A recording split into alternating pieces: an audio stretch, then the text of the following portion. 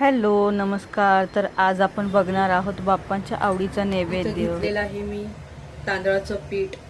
इथं ड्रायफ्रुट्स आहेत. इथं गूळ घेतलेला आहे मी. तूप आहे. वेलची पावडर आहे. आणि सगळ्यात महत्वाचं इथं ओलं खोबरं आहे. हळदीची पानं आपल्याला लागणार आहेत, तर हळदीची पानं पण मी घेतलेली आहेत. तर हे सगळं साहित्य आपल्याला मिक्सरमध्ये पण वाटून घेऊ शकता आणि खाऊन घेतलं तरी पण चालेल. तर सगळ्यात आधी मी हे करून घेते आणि मग बोलते. तर मंडळी, आता इथं मी खोबरं घेतलेलं आहे, ओलं खोबरं आहे, खाऊन घेतलेलं आहे. इथं एक सिक्रेट पीठ आहे. आता हे कोणतं आहे ते मी व्हिडिओच्या शेवटी सांगणार आहे तुम्हाला, अगोदर मी सांगणार नाहीये. गूळ आहे. तर चला आता कृती करूया आपण.